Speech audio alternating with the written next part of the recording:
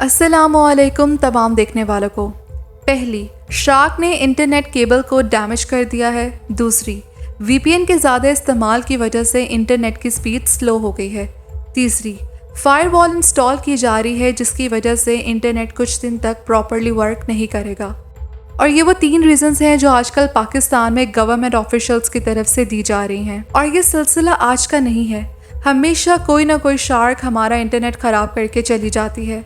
VPN और firewall से तो आप काफ़ी ज़्यादा फेमिलियर हो चुके हैं, लेकिन जो चीज़ समझने की ज़रूरत है वो ये है कि क्या वाकई शार्क के काटने से फाइबर ऑप्टिक केबल टूट जाती है।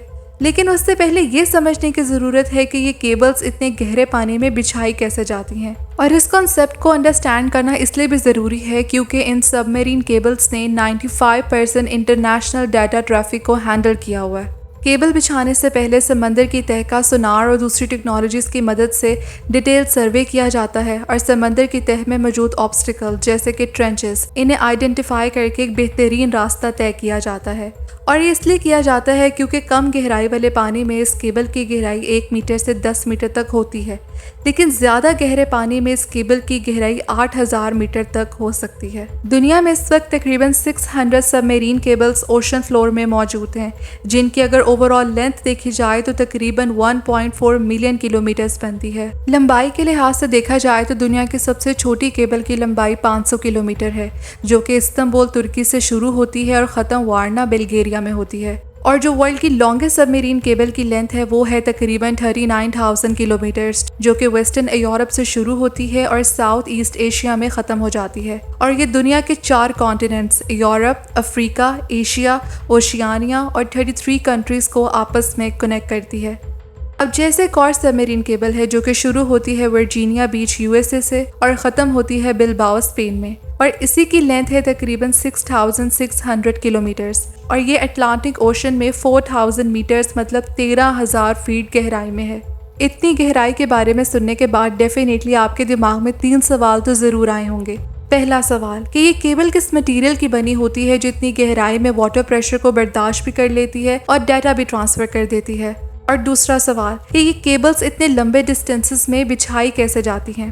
तीसरा सवाल, हम सबमरीन केबल्स का इस्तेमाल कर ही क्यों रहे हैं जबकि आज के दौर में सैटेलाइट्स और वायरलेस कम्युनिकेशन का इस्तेमाल भी तो किया जा सकता है। पहले सवाल से शुरू करते हैं। इन सबमरीन केबल्स में सेवरल लेयर्स होती हैं जो कि अंदर मौजूद फाइबर ऑप्टिक स्ट्रैंड की हिफाजत करती हैं। ये फाइबर ऑप्टिक केबल खालिस शीशे या प्लास्टिक से बने होते हैं और ये बहुत नाजुक होते हैं क्योंकि ये तार बाल से भी ज्यादा पतली होती है। अब ये फाइबर ऑप्टिक स्ट्रैंड हमारे डाटा को लाइट सिग्नल के तौर पर लेकर जाता है, मतलब कि हमारा इंटरनेट का डाटा जैसे वीडियो या वेबसाइट को ट्रांसमीटर और इनकोडिंग सर्किट की मदद से लाइट में तब्दील कर दिया जाता है, और ये लाइट फिर इस पतली तार के अंदर बाउंस होकर स्पीड ऑफ लाइट के साथ सफर करती है। लेकिन जैसे जैसे ये लाइट ऑप्टिक फाइबर के जरिए ट्रेवल करती है इसकी स्ट्रेंथ में कमी आती है। इसीलिए लंबे फासले पर सिग्नल की क्वालिटी को बरकरार रखने के लिए सबमरीन केबल्स में रिपीटर्स, ऑप्टिकल एम्पलीफायर्स होते हैं जो कि केबल के साथ साथ हर 50 या 100 किलोमीटर पर नस्ब किए जाते हैं। अब जैसे ही ये लाइट पल्सेस अपनी डेस्टिनेशन पर पहुंचती हैं तो इन्हें फोटो डिटेक्टर डिवाइस के जरिए दोबारा इलेक्ट्रिकल सिग्नल में डिकोड किया जाता है,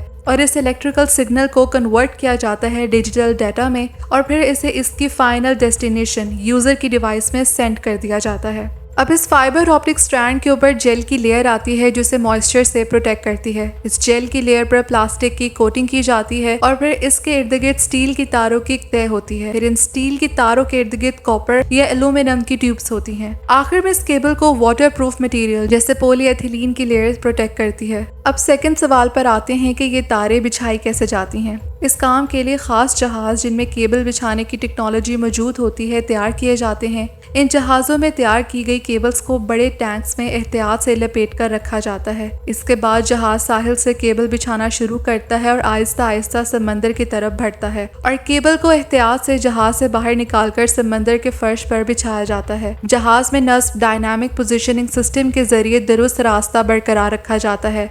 कम गहरे पानियों में सबमरीन केबल को समंदर की तह के नीचे दबाया जाता है ताकि इन्हें एंकर्स, मछली पकड़ने के जालों और दिगर कुदरती नुकसानात से बचाया जा सके। गहरे पानियों में केबल को अमूमन समंदरी फर्श पर ही छोड़ दिया जाता है क्योंकि वहाँ नुकसान का खतरा कम होता है। केबल को दूसरे साहिल पर लाया जाता है और इसे एक लैंडिंग स्टेशन से जोड़ दिया जाता है। ये वो मुकाम होता है जहाँ सबमरीन केबल को जमीनी नेटवर्क से कनेक्ट कर दिया जाता है। जब एक दफा सारी केबल बिछा दी जाती है तो एक्सटेंसिव टेस्ट कंडक्ट किए जाते हैं ताकि ये इंश्योर किया जा सके कि ये केबल प्रॉपर्ली फंक्शन कर रही है।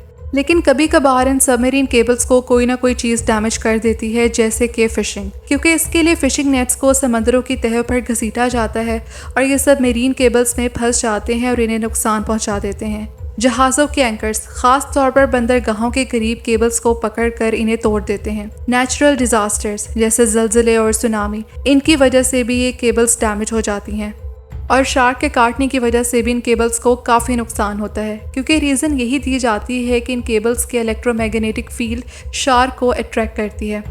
अब जो सबसे बड़ा सवाल आता है वो ये है कि इतने डिस्टेंस और गहराई में मौजूद इन केबल्स में खराबी किस जगह आती है, इसकी पिन पॉइंट लोकेशन कैसे पता चलती है। इन सबमरीन केबल्स की रूटीन मॉनिटरिंग के दौरान जब सिग्नल क्वालिटी ड्रॉप होती है तो ऑपरेटर्स को अलर्ट कर दिया जाता है कि केबल में कोई फॉल्ट आ रहा है। फिर इनिशियल चेक किया जाता है और टेस्टिंग टूल्स जैसे TDR और OTDR, optical time domain reflectometry, cable में सिग्नल भेजते हैं और मालूम करते हैं कि सिग्नल के वापस आने में कितना वक्त लगता है। इससे नुकसान की जगह का अंदाज़ा लगाया जाता है। फिर एग्जैक्ट लोकेशन मालूम करने के लिए एडिशनल टेस्ट किए जाते हैं मैप्स और डाटा का इस्तेमाल करके। फिर स्पेशलाइज्ड रिपेयर शिप को इस लोकेशन पर भेजा जाता है जहां फॉल्ट सस्पेक्ट किया गया था। जहाज़ GPS और अंडर वाटर सिस्टम्स का इस्तेमाल करके सही जगह पर पहुंचता है। इसके बाद ये ship remote operated vehicle ROVs को नीचे भेजता है ताकि वो अंडर वाटर केबल को इंस्पेक्ट करे। ये ROVs कैमराज और टूल्स के साथ इक्विप्ड होते हैं और ये केबल में मौजूद एग्जैक्ट डैमेज को आइडेंटिफाई करते हैं। फिर केबल को ऊपर लाया जाता है और डैमेज हिस्से को रिमूव करके न्यू पीस लगाया जाता है और ये सारा काम बहुत एहतियात से करना होता है। फिर केबल को वापस सी बेड पर रख दिया जाता है। रिपेयर के बाद पूरी केबल सिस्टम को टेस्ट किया जाता है कि देखा जाए कि फॉल्ट रिजॉल्व हो गया है या नहीं। अब मैं अपने तीसरे मेन सवाल पर आती हूँ कि सैटेलाइट और वायरलेस कनेक्शन के मुकाबले में सबमरीन केबल्स को ही तरजीह क्यों दी जाती है। इसका पहला और सिंपल आंसर तो ये है कि सबमरीन केबल एक वक्त में बहुत ज़्यादा डाटा मुंतकिल कर सकती हैं एज कम्पेयर टू सैटेलाइट्स। एक सबमरीन केबल हर सेकंड में 25,000 GB डाटा मुंतकिल कर सकती है, जबकि आज की मॉडर्न डे सैटेलाइट हर सेकंड में सिर्फ 100 GB डाटा मुंतकिल कर सकती है। वेदर कंडीशंस जो हर दिन बदलती रहती हैं, तेज़ बारिश और स्टॉर्म्स का इफेक्ट सबमरीन केबल्स पर इतना नहीं पड़ता और ये मुसलसल काम करती रहती हैं। लेकिन सैटेलाइट और वायरलेस कनेक्शन इन मौसमी हालात से बहुत मुतासर हो सकते हैं, जिसकी वजह से सिग्नल्स डिस्टरप्ट होंगे। इसी तरह कॉस्ट भी एक बहुत बड़ा रीज़न है, क्योंकि सबमरीन केबल की इनिशियल कॉस्ट ज़्यादा तो होती है लेकिन बाद में लॉन्ग टर्म मेंटेनेंस कॉस्ट बहुत कम होती है। मतलब इस पर एक ही दफ़ा खर्चा करना पड़ता है। लेकिन सैटेलाइट को लॉन्च करना और मेंटेन रखना बहुत महंगा काम है।